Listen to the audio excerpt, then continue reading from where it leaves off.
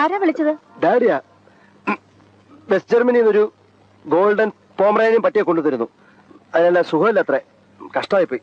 What happened? What happened, Shyam? ശബ്ദത്തിന് എന്ത് പറ്റി? എന്റെ ശബ്ദത്തിന് ഇടയ്ക്കിടയ്ക്ക് ഒരു കുഴപ്പമുണ്ട്. പോവും പിന്നെ തിരിച്ചു വരും. ഓഹോ ശ്യാം, എനിക്കൊരു സന്തോഷ വാർത്ത പറയാനുണ്ട്. എന്താ? ഞങ്ങളുടെ ഫ്ലൈറ്റ് ടൈം മുഴുവൻ മാറ്റാൻ പോവുകയാണ്. അതുകൊണ്ട് ഇപ്പൊ 11:30 എത്തുന്ന ട്രിവാൻഡ്രം ഫ്ലൈറ്റ് ഇനി മുതൽ 7:30 തന്നെ ലാൻഡ് ചെയ്യും. ദാറ്റ് മീൻസ് നമുക്കൊരു ദിവസം 3 മണിക്കൂർ കൂടുതൽ കിട്ടുന്നു അല്ലേ? യെസ്. അപ്പോ ബോംബെ ഫ്ലൈറ്റ് പഴയ സമയത്ത് തന്നെയാണോ? ഇല്ല, അത് മാറും.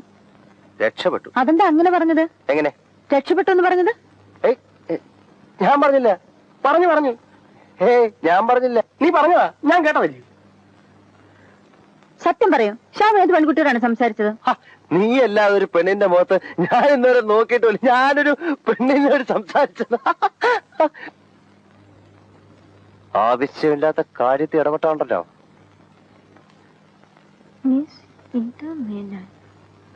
ആരാ ഇന്ദുമേനോൻ? ഒരു ഇന്ദുമേനോൻ എഴുതിയ കത്ത് ഇവിടെ ഇരിക്കുന്നു. ഇന്ദുമേനോനാ? ഞാൻ എഴുതിയതായിരിക്കും. അതിന് നിന്റെ പേര് ഇന്ദുമേനോനാണ്? വഴിയാണോ ഒരു പെണ്ണ് ഇവിടെ എഴുത്തെഴുതി വെക്കൂ? അറിയാം, നമുക്കിത് കണ്ടുപിടിക്കാം. നിനക്ക് അറിഞ്ഞിട്ട് എന്താ കാര്യം? ഇറങ്ങി പോടാപ്പില്ലേ. പക്ഷെ എനിക്കറിയണം ആരാ ഇത് എഴുതിയെന്ന്. അത് പിന്നെ ഇന്ദു. ഞാൻ കൊറേ ദിവസം കൊണ്ട് ഒരു കാര്യം പറയണമെന്ന് ആലോചിച്ചുകൊണ്ടിരിക്കുകയാണ്. What is this? It's a letter. അതെനിക്കറിയാം. ഇത് ആരെഴുതി, ഇതെങ്ങനെ ഇവിടെ വന്നു എന്ന് എനിക്കറിയണം. ആരാണ് ഇന്ദുമേനോൻ? ഓ, ഇന്ദു മേനോൻ. ഈ താഴത്തെ ഫ്ലാറ്റിൽ താമസിക്കുന്ന മേനോനില്ലേ? മേനോന്റെ ഭാര്യയുടെ അനിയന്റെ മകന്റെ ഭാര്യ ഇന്ദു. മകന് മേനോനാകുമ്പോ മകന്റെ ഭാര്യ മേനോത്തി ആണോല്ലോ ഇന്ദു മേനോൻ. ഇനി ഫ്ലാറ്റ് മാറി ലെറ്റർ ചിലപ്പോ അവിടെയും ഇവിടെയും. ഇതെങ്ങനെ?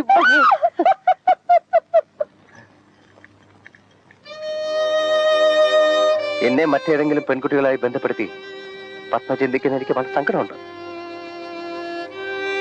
സോറി ശ്യാം, ശ്യാമിന്റെ കാര്യത്തിൽ ഞാൻ വളരെ പോസിറ്റീവാണ്. It's all right, all right.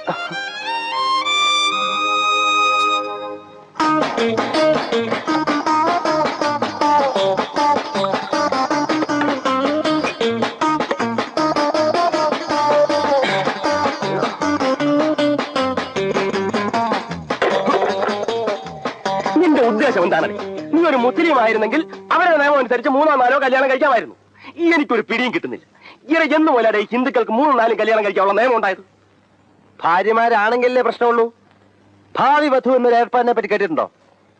ഒരു ഭാര്യയുടെ എല്ലാവിധ ഗുണങ്ങളും ഒരു ഭാവി വധുവിൽ നിന്ന് പ്രതീക്ഷിക്കാം. എന്നാൽ ഭാര്യമാരുടെ ഒരു ദൂഷ്യവും നമ്മൾ അനുഭവിക്കാൻ വേണ്ട. മനഃശാസ്ത്രപരമായി കൈകാര്യം ചെയ്താൽ പെണ്ണൊരു സുഖമുള്ള ഏർപ്പാടാ മോനെ. അട്ടെ, എന്തുദ്ദേശിച്ചില്ല അളിയൻ ഇവിടെ കറങ്ങി നടക്കുന്നത്? അല്ല, ഈ 3എണ്ണത്തിനെ ഒറ്റയ്ക്ക് നീ എങ്ങനെ ഹാൻഡിൽ ചെയ്യും? ഈ വിഷമവൃത്തത്തിൽ നിന്നെ തനിച്ചാക്കിയിട്ട് ഞാൻ എങ്ങനെ പോവുക? എന്റെ പൊന്നളിയൻ അതോർത്ത് വിഷമിക്കണ്ട. പെട്ടെന്ന് സ്ഥലം വിടാൻ നോക്ക്. ചെല്ല്. എന്നാലും എനിക്കൊരു മനോവിഷമളിയാ. ഇത് മനോവിഷമല്ല അളിയ, ഇത് അസൂയാണ് അളിയ, അസൂയ. അതാ അതിന്റെ പേര്. അളിയൻ പോകുന്നുണ്ടോ അതോ അളിയന്റെ തടി ഞാൻ ചീത്തയാക്കണോ? ഇപ്പൊ പെട്ടെന്ന് ഞാൻ എവിടെ പോവാനാ? വേറൊരു സ്ഥലമെത്താ ഞാൻ ഉടനെ മാറിയേക്കാം. ഉറപ്പാണളിയ. എന്നാലും നീ എന്നെ ഒരു അന്യനായി കണക്കാക്കുന്നതിൽ എനിക്ക് വളരെ സങ്കടമുണ്ടല്ലേ. നീ ഒന്ന് മനസ്സിലാക്ക്, എന്നെ പോലെ ഒരു ആത്മാർത്ഥ സ്നേഹിതനെ നിന്റെ ജന്മത്തിൽ നിനക്ക് കിട്ടത്തില്ല. എന്നെ വിശ്വസിക്കളിയാ. അല്ലെ, കൈ കൊടുക്കളിയാ. ശരിയാവില്ല. കുളശേട്ടൻ എന്നോട് പണ്ടേ ഒരു പ്രത്യേക സ്നേഹം ഉണ്ടെന്ന് എനിക്കറിയാം. ഇല്ലെങ്കിൽ എന്നെ വിളിച്ചതൊന്നും പറഞ്ഞു തരില്ലായിരുന്നു. മനുഷ്യന് അസൂയ പാടില്ല. അനുലൂട്ടി നന്നായി പോയത് അവന് സഹിച്ചില്ല. കാന്താരിയല്ലേ കാന്താരി. എന്നാ എന്ത് ഫ്രാഡ് പണി കാണിച്ചാലും വേണ്ടില്ല, അനുലൂട്ടിയെ കടത്തി വെട്ടണമെന്ന് വാശി. അതിനുവേണ്ടി ഒപ്പിച്ചെടുത്ത ഈ സെറ്റപ്പ്. ഓഹോ, അവൻ അത്രയ്ക്കായോ? സത്യത്തിൽ ആ പെമ്പിള്ളേർക്ക് അവനോട് എന്തെങ്കിലും മതിപ്പുണ്ടോ? എവിടെന്ന്? പിന്നെ എങ്ങനെ വശമായിട്ടാ? ഒപ്പി ഒളച്ചെങ്കിൽ ഒളച്ച നമുക്ക് എന്ത് സഹിക്കാം. പക്ഷേ മാണിക്യ വീണ മുതലാളയന്തിയും മദാലസ മഞ്ജുള വാക്യുലാസിയും അത് സഹിക്കില്ല. എന്ന് വെച്ചാൽ മാണിക്യ വീണയാണെന്നും പറഞ്ഞു മരവീണ കാണിച്ച് മദാലസകളെ വളയ്ക്കുന്ന ഏർപ്പാട് പ്രാട് പണി. എച്ചിത്തരവാ, എച്ചികളേത് ചെയ്യൂ. പക്ഷെ നമ്മളോട് അങ്ങനെ കാണിച്ചാൽ നമ്മളും തിരിച്ചടിക്കണം. എങ്ങനെ? അനിലൂട്ടി തിരിച്ചു അങ്ങോട്ട് ഫ്രോഡ് വേല കാണിക്കണം. അപ്പൊ ഞാനും ഒരു എച്ചി ആവൂലേ? ആണല്ലോ. അല്ല, ആവണമല്ലോ. എങ്കിലേ നമുക്കും നേടാൻ പറ്റും. ആദ്യം ആ ഫ്ലാറ്റ് കയ്യിൽ ഒതുക്കണം. എന്നിട്ട് വാ, ബാക്കി ഞാൻ പറഞ്ഞുതരാം. പിന്നെ ഞാൻ ഇതൊക്കെ പറഞ്ഞെന്ന് ആരോടും പറയരുത്. പറഞ്ഞ ഞാൻ ഇനി ഒരു കാര്യത്തിനും സഹായിക്കില്ല. ഇല്ല. ആരുടെ ഈ flat? Major Sreekantan Nair, number 19 4th Avenue, T Nagar, Madras, pin 6017. Major Sreekantan Nair, 4th Avenue, number 19.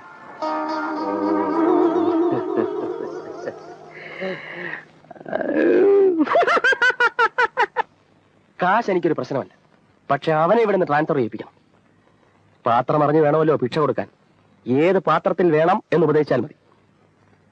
ആത്മപ്രശംസ എനിക്ക് ഇഷ്ടമല്ല. ഇവിടുത്തെ ചീഫ് എഡിറ്ററിനേക്കാളും മാനേജ്മെന്റ് തലത്തിൽ എനിക്ക് പിടിപാടുണ്ട്, ആൾ സ്വാധീനമുണ്ട്. ബാക്കിയുള്ള കാര്യങ്ങൾ നീയാ തീരുമാനിക്കേണ്ടത്. മുഖസ്തുതിയാണെന്ന് വിചാരിക്കരുത്. ചേട്ടന്റെ മുഖം കണ്ടാൽ അറിയാം ചേട്ടൻ ഇതിന് പറ്റിയ ആളാണ്. കാശൊരു പ്രശ്നമല്ല, സംഭവം നടന്നാൽ മതി. കാശ് പ്രശ്നമാണ്, സംഭവം നടക്കും. ഏറ്റല്ലോ.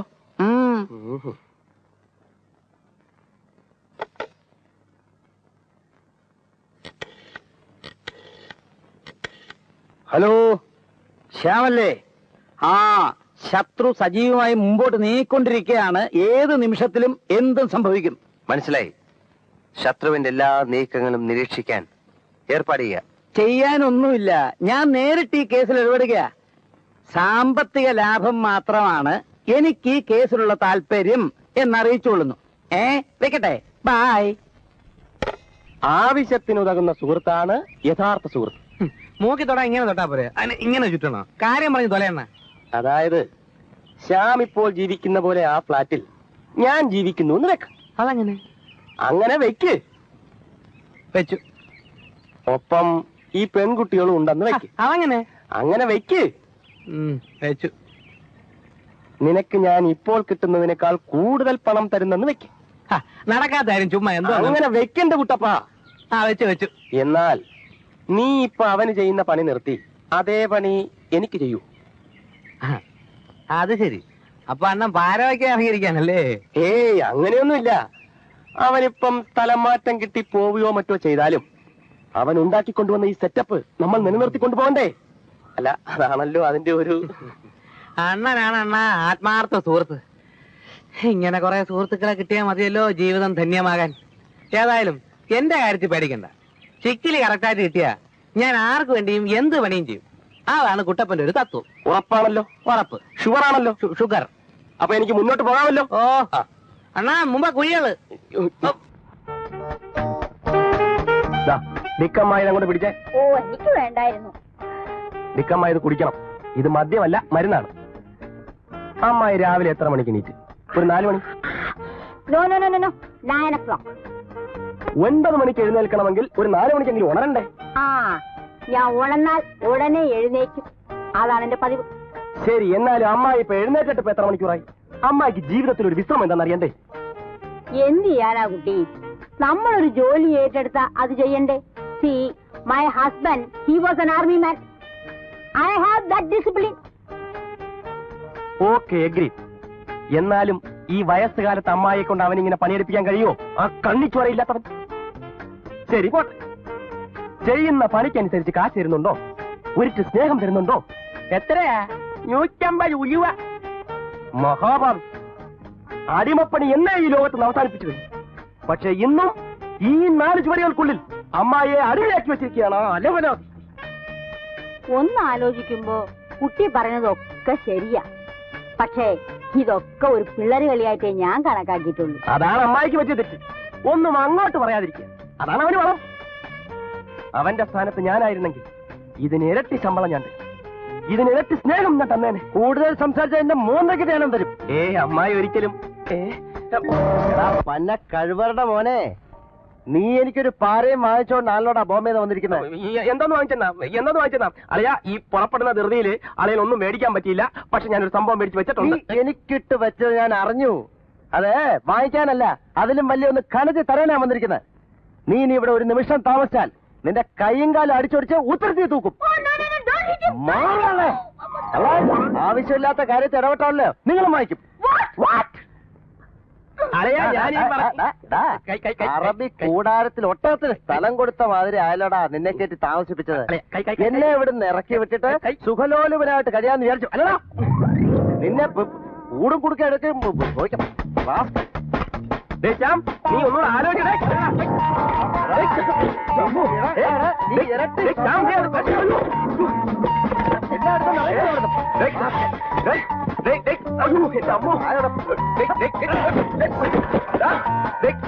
പെട്ടിയെടുത്താൽ ആരും പൊട്ടുന്ന സമാനക്കുറിച്ച് അടിച്ചു പൊട്ടിക്കും.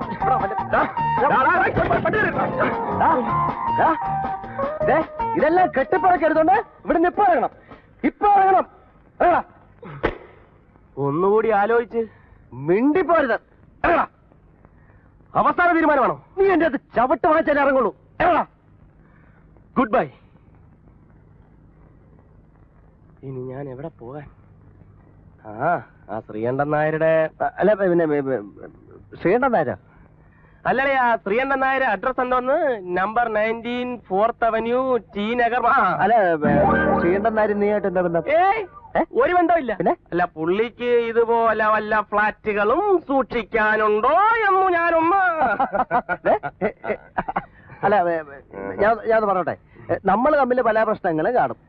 അത് നാട്ടുകാരെ മുഴുവൻ അറിയിക്കണോ? നമ്മൾ തമ്മിൽ എന്തോന്ന് പ്രശ്നം?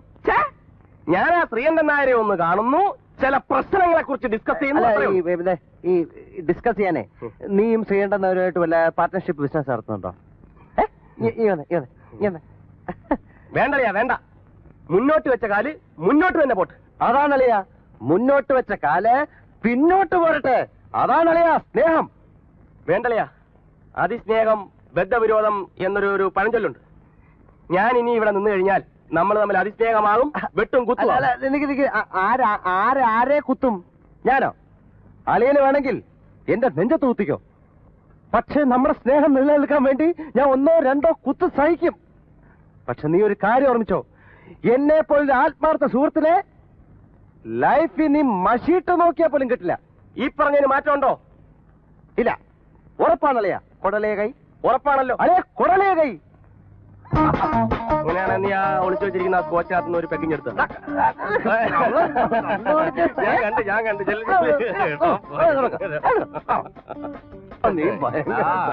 Good bye.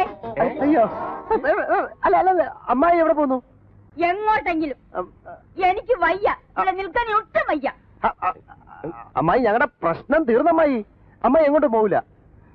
പിള്ളേരുടെ കുസൃതിയാണെന്ന് വിചാരിച്ച് ഞാൻ ഒരുപാട് സഹിച്ചു. ഇനി അങ്ങോട്ട് വയ്യ, ഞാൻ പോകുന്നു. അമ്മായി ഞാൻ വിടൂല.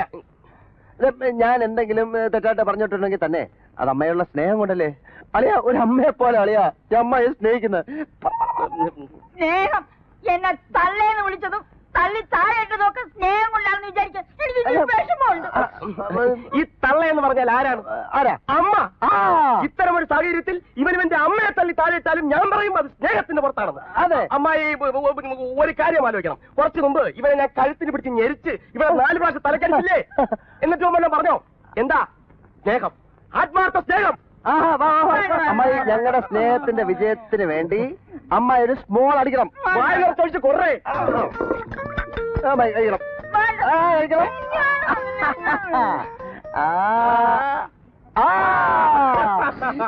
എങ്ങും പോകണ്ട അമ്മായി, എങ്ങും പോകണ്ട. വാളിയാ, നമുക്ക് സ്റ്റൈലായിട്ട് കുടിക്കാം. എന്താന്ന് ഇതാ ഭയങ്കര